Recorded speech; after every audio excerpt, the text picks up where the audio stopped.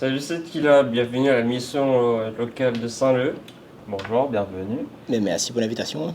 C'est avec plaisir. Déjà, une première question. D'où ça vient le nom 7 Killa? Ah, il vient de très loin ça. En fait, à l'origine, il était rappeur.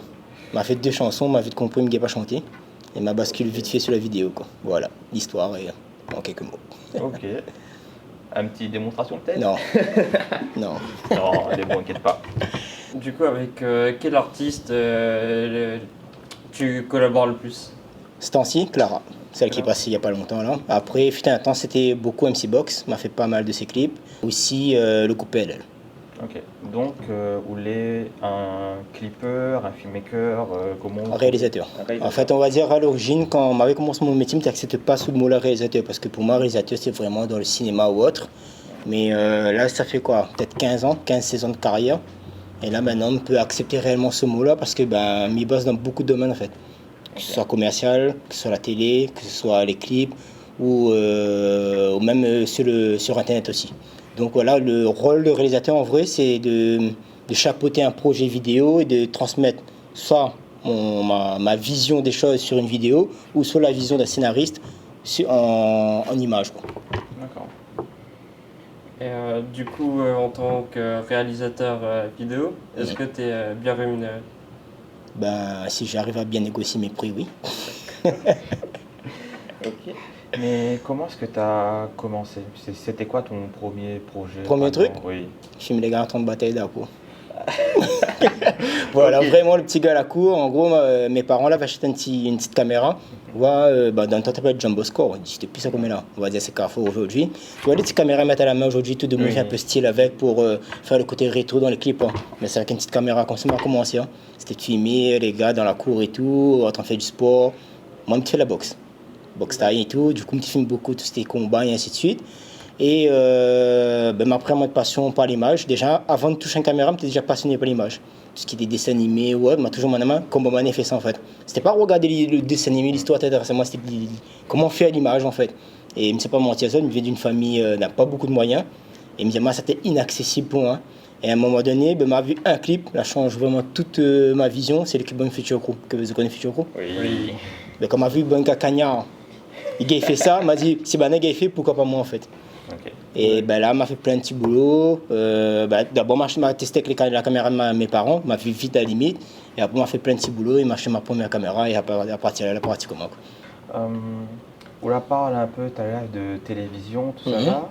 Si je ne me trompe pas, ou réalise Mascarena. C'est ça exactement. Est-ce qu'on a d'autres projets un peu de ce style, des pilotes pour la télé?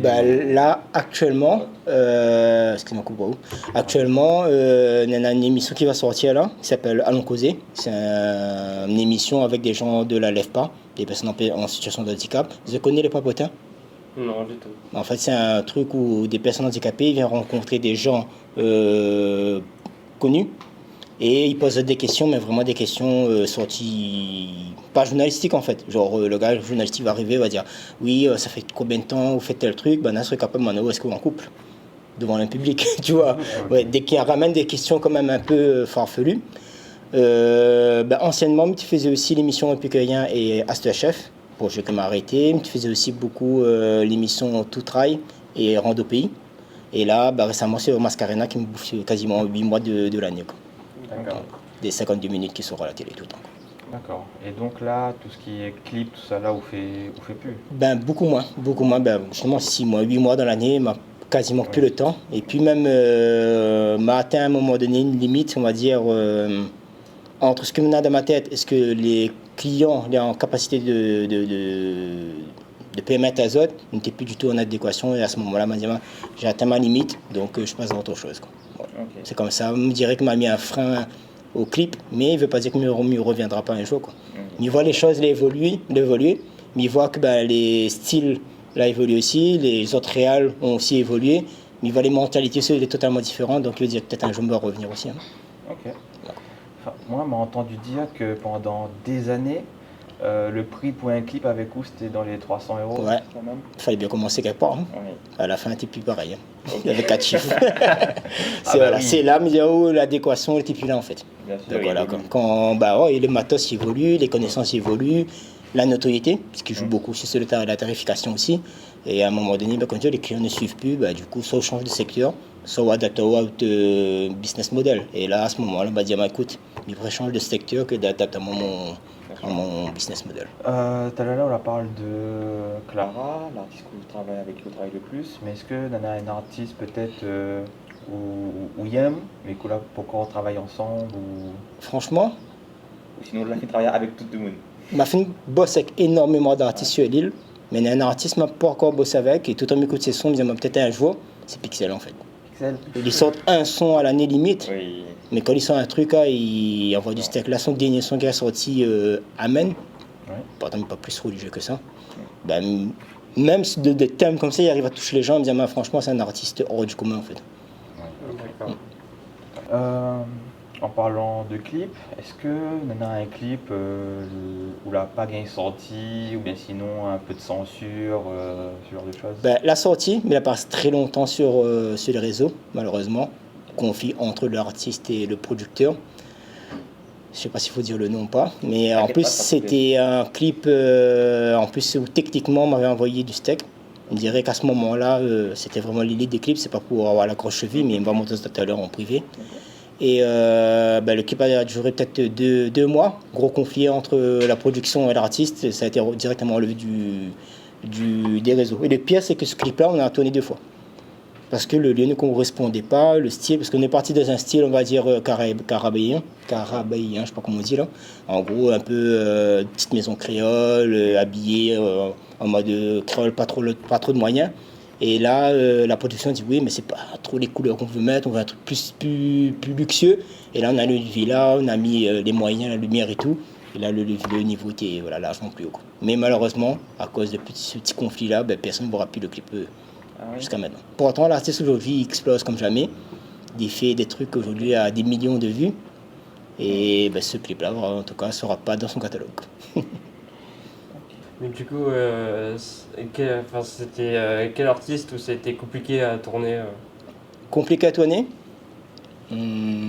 Compliqué à tourner, non. Le pire, c'est un bon pote, c'est un de mes meilleurs potes, on a grandi avec, mais par contre, compliqué à satisfaire, c'était Unit. Ah oui, c'est le genre de gars, frérot, mais croit que là, on va perdre le talent. Tu vois, aïe, il croit qu'il est mort là, cette qu'il-là. Là. Et après, 6 mois après, il voit le truc qui se place, il dit, vous avez la vision. Mais trop tard, frère. À ce moment-là, il blesse les gars, le Timo, il fait de son haut de l'estime, mais voilà. C'est juste que, il avait une vision qui n'était pas totalement la même à ce moment-là, mais quand il voit qu'au final, c'est ce que le public attend, il rend compte que finalement, il fallait suivre cette voie-là. Voilà. Donc, pas vraiment d'échec, mais vraiment plaire et satisfaire un client, elle est quand même difficile parce que ça reste de l'art en fait. Ça reste une interprétation de soi-même. C'est un bout, comme dit, de l'âme qu'on met dedans l'œuvre. Est-ce que c'est vraiment ce que la personne en face n'est là? Aucune idée. Même Romain, il a fait des trucs où il repasse dire parce que gros, c'est pas lui. Pas vrai, Romain? Et là, pendant que nous parlons un peu, PLL, c'est quoi le chanteur préféré dans les 3? Dans les 3? Oui. Musicalement, les 3, les pareils. Par contre, une amitié, une affinité plus avec Patrice. Parce que là, c'est Patrice. Oui, ok, je comprends bien. Et, sur tous les artistes avec qui tu as collaboré, est-ce qu'il y en a des relous, des artistes sympas? N'hésite pas à donner des noms. Je sais pas, il n'y a pas de relou en vrai. Après, le plus relou sort d'extérieur en vrai. En France, hors département.